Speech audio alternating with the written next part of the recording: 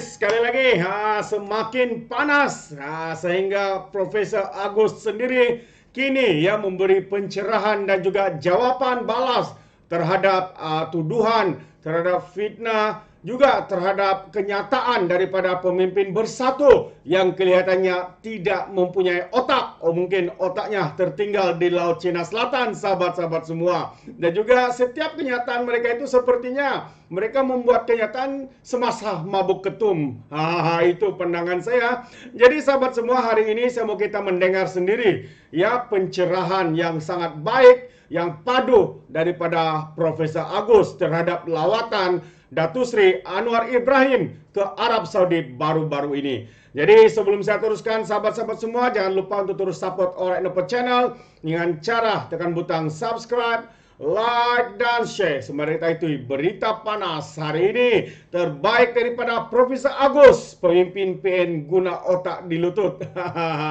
Itu dia tajuk yang saya boleh berikan untuk Anda. Adakah Anda bersetuju, sahabat-sahabat semua? Jadi mari kita teruskan kenyataan daripada Profesor Agus menjawab kritikan, menjawab tuduhan fitnah daripada pihak pembangkang, daripada geng sapu bersih dan juga pertikaian ataupun pengkhianat negara ini, sahabat-sahabat semua. Jadi Agus katakan lawatan PM ke Arab Saudi, apa isunya yang dikecohkan?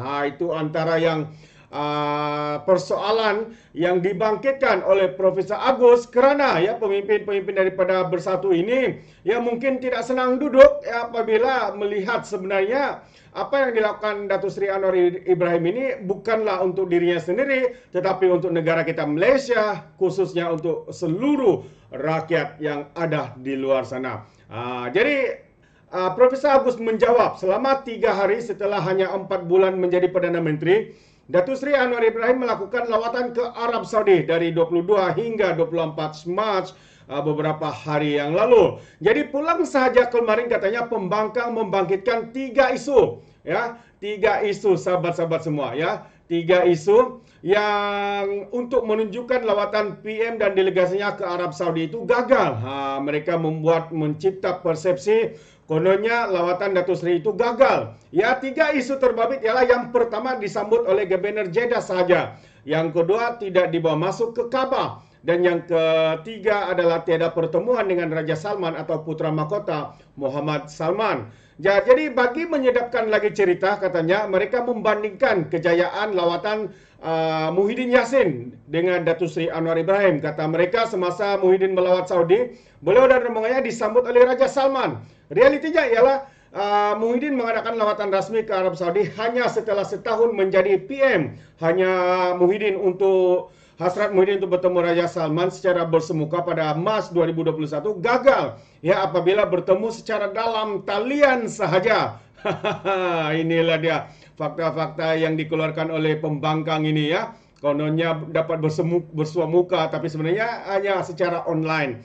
Tetapi kerana perbezaan atau mungkin dendam politik, lawatan Datuk Seri digambarkan sebagai membazir duit negara dan sekadar lawatan makan angin sahaja. Mengapa begitu kecil jiwa kita menilai kejayaan atau kegagalan lawatan Perdana Menteri Datuk Seri Anwar Ibrahim ke Arab Saudi? Soalnya, tidakkah boleh kita melihat kejayaan PM dalam tempoh hanya 3 hari lawatannya ke Arab Saudi? Itu persoalan yang ditujukan oleh Profesor Agus. Yang pertama katanya mengadakan pertemuan dengan OIC dan Liga Muslim Dunia di Mekah. Menyaksikan pemeteraian 3 memorandum persefahaman MOU antara dagang Next Chance, Berhad dan juga Azlan dan Bros Holding Group Co, Dewan Perniagaan Antarabangsa Kuala Lumpur dan juga Wadi Makan Knowledge Co dan Hub International Sdn Berhad dan Environment Teknologi Sdn Berhad. Yang ketiga katanya mendengar taklimat ahli perniagaan Malaysia mengenai penglibatan meluas mereka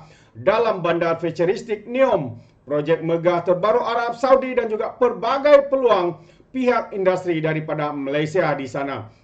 Katanya yang keempat adalah membincangkan isu yang melanda dunia Islam dan inisiatif membina jaringan berdasarkan nilai serta kerjasama mereka. Jadi antara keempat ini, kalau kita membahas semula, adakah semua ini dilakukan oleh Abakau? Ketua geng sapu bersih. Jadi saya pun sendiri kalau saya ingat-ingat mungkin tiada. Kalau saya silap lah. Jadi katanya tidak berjaya lagi kah lawatan Datuk Seri Anwar Ibrahim dengan apa yang telah dilakukannya dalam tempoh 3 hari lawatan ke Arab Saudi soalnya. Jika tidak berjaya lagi, saya tidak tahulah apa ukuran kejayaan dari kaca mata pihak pembangkang. Mata mereka ni penuh dengan tai mata, jadi mereka tidak boleh melihat, ataupun mereka sekarang ini dikaburi dengan ketidakpuasan hati mereka kerana Datuk Seri Anwar Ibrahim menjadi Perdana Menteri negara kita, Malaysia Madani. Jadi katanya lagi, adakah tidak berjaya hanya kerana tidak dapat berjumpa dengan Raja Salman dan juga Putra Mahkota, atau ada hujah lain yang lebih substantif katanya. Jadi dalam hal ini, Datuk Seri telah menjelaskan sebabnya. Sebenarnya pimpinan Arab Saudi telah memohon supaya kunjungan diperpanjangkan selama 2 hari lagi untuk meneruskan pertemuan dengan pimpinan negara itu. Ini kerana Raja Arab Saudi dan Putra Mahkotanya telah menukar jadual mereka menjelang Ramadan. Namun, Datuk Seri Anwar Ibrahim terpaksa menolak dan berjanji akan datang lagi. Menolak kerana pada 25 Mac, beliau dan kabinetnya ada majlis berbuka puasa dengan Yang di-Pertuan Agong. 27 Mac lawatan sehari ke Kemboja dan 29 lawatan ke China bertemu dengan dua pemimpin besar China, Xi Jinping dan juga Li Qiang. Jadi, tidakkah pada jadual itu tidakkah melibatkan perubahan besar jika ditangguhkan kepulangan 2 hari lagi? Fahamilah kekangan masa Perdana Menteri kita yang bekerja kuat untuk negara. Wow, ini adalah satu fakta, satu pencerahan yang padu daripada Profesor Agus, sahabat-sahabat semua. Katanya lagi, pembangkang juga mengkritik Perdana Menteri kerana tidak membawa bersama Menteri Agama. Kunjungan ini adalah berkaitan dengan hal ehwal semasa dan perdagangan, bukannya urusan agama. Jadi apa masalahnya? Ya, kita boleh nampak pihak pembangkang ini sebenarnya memang betul-betul bangang. Ya, mereka tidak tahu apa tujuan. Takkan membawa menteri yang pada masa yang sama perbincangan itu tidak menjurus kepada hal agama. Jadi kita boleh nampak, sahabat semua, bagaimana mereka cuba untuk mempolitikkan apa-apa isu saja untuk menyerang kepimpinan Datuk Seri Anwar Ibrahim. Pembangkang juga mendakwa Raja Salman dan Putra Mahkotanya tidak suka PM kita. Ini antara satu lagi fitnah, satu lagi tuduhan daripada pihak pembangkang. Faktanya ialah, kata Profesor Agus, ialah mereka adalah antara pemimpin luar pertama yang menzahirkan ucapan tahniah kepada Datuk Seri Anwar Ibrahim selepas mengangkat sumpah jawatan sebagai PM pada 24 November. Yang pertama, antara yang pertama. Adakah mereka ni ada mengucapkan tahniah kepada Perdana Menteri Kerajaan Tebuk Atap? Saya tak pasti. Anda boleh Google, sahabat-sahabat semua. Nanti kita cari nanti ya. Jadi, pada 25 November, Raja Salman telah membuat perutusan tahniahnya menzahirkan agar rakyat Malaysia terus maju jaya serta makmur. Putra Mahkota pula menzahirkan agar rakyat Malaysia terus sejahtera di bawah pimpinan Perdana Menteri yang baru, Datuk Seri Anwar Ibrahim. Jadi apa masalahnya dengan lawatan PM ke Arab Saudi setelah tidak dapat berjumpa dengan pimpinan mereka? Masalahnya ialah pihak pemimpin pembangkang sengaja hendak memalukan Perdana Menteri dan bermain politik siang, malam, subuh, tengah hari dan sebagainya.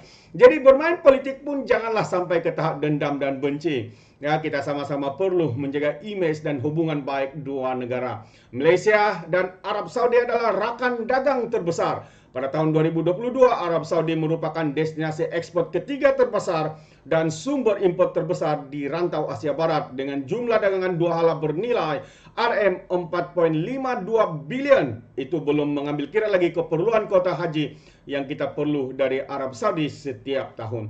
Jika tidak berpuas hati, kata Profesor Agus, dengan hasil lawatan dan kos lawatan PM ke Arab Saudi, tanya PM sendiri di Parlimen. Setiap hari Selasa, PM sedia menjawab. Beranikah mereka menyoal ataupun bertanya tentang isu ini secara direct kepada Datuk Seri Anwar Ibrahim? Mungkin yang akan bertanyalah pemimpin-pemimpin muda mereka. Tetapi kita menantikan adakah Muhyiddin Yassin, Hamzah Zainuddin dan juga Presiden Lebay bertanya soalan ini secara terus kepada Datuk Seri Anwar Ibrahim. Jadi kita menantikan pada hari Selasa minggu depan, adakah benar mereka mempunyai telur atau sebaliknya. Jadi jangan pula tidak datang masa itu, kata seruan daripada Profesor Agus. Dari situlah baru rakyat tahu apa sebenarnya isu yang dikecohkan oleh pembangkang ini. Oh, terbaik. Ya, saya sangat setuju dengan kenyataan padu daripada Profesor Agus ini, sahabat-sahabat semua. Dan saya menganggap ini adalah satu pencerahan yang padu yang menjawab segala tomahan, menjawab segala fitnah, tuduhan daripada pemimpin-pemimpin bersatu, ya, yang begitu tidak senang duduk. Sekembali saja Datuk Seri Anwar ke Malaysia, mereka pula menyerang habis-habisan.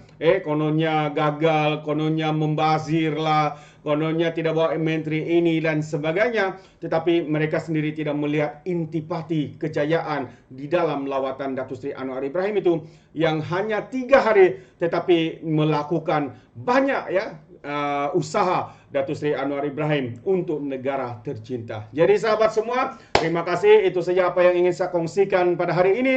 Ya, pencerahan daripada Profesor Agus menjawab segala fitnah, tuduhan, kritikan melampau daripada pihak pembangkang. Terima kasih sekali lagi. Sekiranya Anda mau memberikan komen, Anda boleh berikan komen Anda. Tetapi jangan memberikan komen seperti walaun-walaun yang tidak mempunyai otak, kerana otaknya tertinggal di Laut Cina Selatan. Terima kasih. Izinkan saya untuk mengundurkan diri dan seperti biasa, peribahasa mengatakan, apapun kangkap, 2 tahun keinginan. Dalam bahasa Melayunya, tepuk dada, tanya selera.